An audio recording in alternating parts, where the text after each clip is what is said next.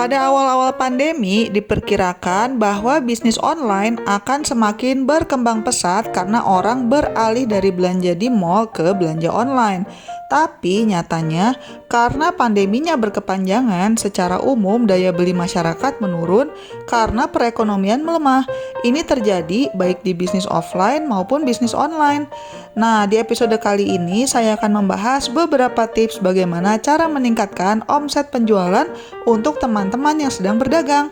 Mau tahu gimana caranya? Sebelum kita membahas detailnya, jangan lupa untuk subscribe dan like karena channel ini membahas berbagai cara untuk mendapatkan uang tambahan. Kalau teman-teman mau tahu gimana caranya untuk dapat uang tanpa kerja, klik link di deskripsi untuk belajar investasi di Bibit dan masukkan kode ekstra untuk dapat welcome cashback Rp25.000. Ada pilihan syariahnya juga loh. Atau kalau kalian ingin dapat uang dari YouTube, silakan klik link di deskripsi karena ada triknya supaya bisa cepat monetisasi. Selain itu, di deskripsi juga masih ada banyak link lain yang bisa membantu teman-teman mencari penghasilan tambahan dan juga berhemat. Oke, yuk lanjut lagi nonton videonya. Selamat menonton! Waktu awal memulai bisnis, bisa jadi kita sudah punya target pasar spesifik yang ingin kita kejar. Tapi kalau bisnisnya sudah jalan kayak 4 atau 6 bulan, tapi kok nggak banyak yang beli ya, maka yang perlu kita cari tahu adalah bagaimana cara mendapatkan pelanggan baru. Bisa jadi strategi pemasarannya yang perlu dibenahi, atau Anda juga dapat mempertimbangkan untuk memperluas pasar secara geografis. Misalnya dengan menawarkan pengiriman ke luar kota atau bahkan ke luar negeri. Selanjutnya, untuk meningkatkan omset penjualan, sebagai pedagang kita perlu melakukan analisa rutin barang apa yang laku dan apa yang kurang laku. Barang-barang yang nggak laku sebaiknya di stop aja. Soalnya kalau dipaksakan hanya akan memakan modal dan tempat. Sisa stok yang ada bisa kalian diskon habis-habisan, tapi nggak usah di restock lagi.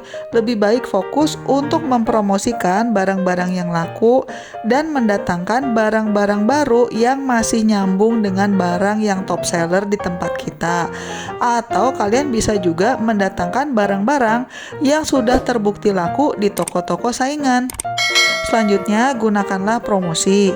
Kalau teman-teman browsing di marketplace atau website produk apa aja lah yang udah terkenal, biasanya di homepage-nya disebutkan berbagai diskon, penawaran cashback, dan sebagainya. Kenapa mereka rajin banget nawarin diskon? Karena secara statistik, diskon itu memang ampuh untuk meningkatkan omset penjualan. Tapi sebagai pedagang, kita harus punya strategi diskon supaya nggak rugi. Misalnya, tetapkan minimal pembelian sebelum pembeli bisa dapat diskon. Misalnya, baru dapat diskon 10% untuk minimal pembelian Rp75.000. Selanjutnya, berikan syarat untuk dapat diskon. Misalnya, harus follow toko kita di marketplace dulu atau di sosial media, baru dapat kode diskonnya. Atau bisa juga kita berikan produk sebagai bonus. Misalnya, beli 3 gratis 1 ekstra. Dengan cara ini, kita mendorong pembeli untuk beli lebih banyak dari biasanya karena mereka merasa mendapatkan bonus. Selanjutnya, batasi diskon dari segi waktu atau jumlah pembeli. Misalnya, diskonnya hanya 3 hari saja, atau batasi maksimal 100 pembeli yang bisa dapat diskon. Diskon itu kan intinya akan memotong keuntungan kita ya, jadinya kita juga harus batasi supaya tidak terus-terusan makan profit. Lagi pula, dengan dibatasi, malah terkesan lebih eksklusif, dan ini biasanya membuat pembeli lebih termotivasi untuk segera beli dan tidak menunda-nunda pembeliannya. Strategi selanjutnya, supaya pembeli balik lagi, kalian bisa beri diskon atau cashback tapi untuk pembelian selanjutnya. Jadi misalnya nih, untuk pembelian minimal 100.000 akan dapat cashback 20.000 tapi di pembelian selanjutnya. Dengan begitu, pembeli akan termotivasi untuk balik lagi dan bukan cuma sekali beli terus ngilang. Supaya diskon kita tidak disalahgunakan oleh orang yang mau beli borongan, jangan lupa juga untuk pasang maksimal bisa diskon berapa ribu atau maksimal boleh beli berapa barang. Selanjutnya, update materi marketing secara berkala. Kalau kita belajar dari restoran-restoran fast food yang jualan burger dan ayam goreng, biasanya mereka itu punya tema marketing baru tiap bulannya. Temanya bisa dibuat ala Jepang, ala Korea, tentang Piala Dunia, dan sebagainya. Padahal kalau dilihat-lihat, dagangannya sebenarnya itu-itu aja. Cuma dibedain dikit sausnya, atau taburannya rasanya dibuat beda, atau kombinasi barang yang dibandel atau dipaketkan itu sedikit diganti. Tapi meskipun bedanya tipis-tipis, kalau kalian perhatikan, poster dan materi online marketingnya biasanya beda banget dari bulan ke bulan supaya kesannya fresh. Nah, kita bisa ambil pelajaran dari mereka nih. Untuk tema-tema marketing bisa disesuaikan dengan kondisi pasar. Misalnya, kalau waktunya tahun ajaran baru dan masih nyambung sama dagangan kita, ya kita bisa membuat tema marketing tentang itu. Kadang-kadang hal sepele seperti pakai foto baru atau layoutnya diedit dengan lebih menarik, itu bisa membuat toko online kita lebih fresh. Tapi tentunya jangan dipaksakan juga ya, pastikan temanya masih relevan. Semuanya tergantung dengan tipe bisnis yang Anda jalankan. Selanjutnya, saat menentukan harga, kita harus berhati-hati jangan sampai terlalu murah atau terlalu mahal kalau dibandingkan dengan harga pasaran untuk produk atau jasa serupa. Dan yang perlu kita ingat, bisnis itu dinamis ya. Bisa jadi waktu pertama kali launch, harga kita masih bersaing. Tapi bisa jadi setahun kemudian, dengan semakin banyaknya saingan, harganya jadi lebih banting-bantingan, dan harga Anda jadi terasa terlalu mahal oleh pembeli.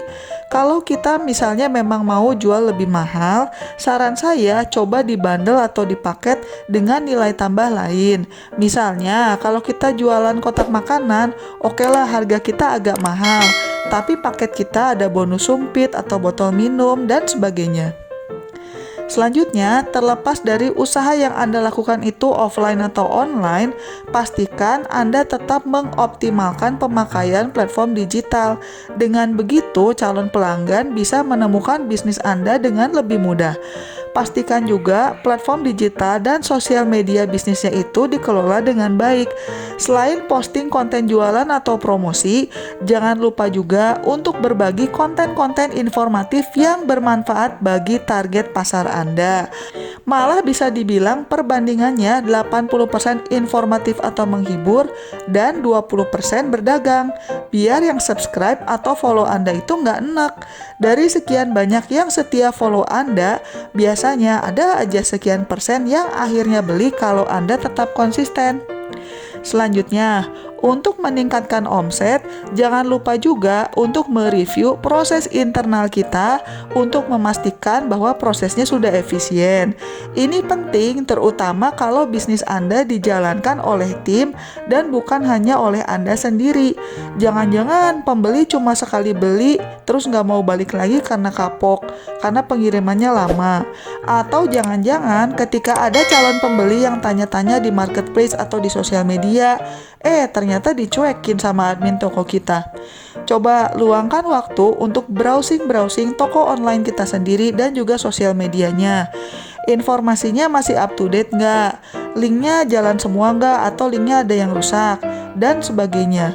Terus habis gitu coba mampir ke toko tetangga. Apa sih yang bisa kita pelajari dari mereka? Pasti ada kalau kita mau membuka mata dengan jujur.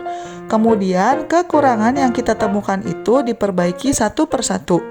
Demikian tips dari Mimin, semoga teman-teman dagangannya semakin laris. Kalau teman-teman ingin tahu cara-cara lain untuk mendapatkan uang tambahan, silakan mampir ke channel saya dan klik berbagai link yang ada di deskripsi. Jangan lupa juga untuk subscribe ya. Sekian dulu episode kali ini dan selamat mencari uang tambahan. Bye-bye!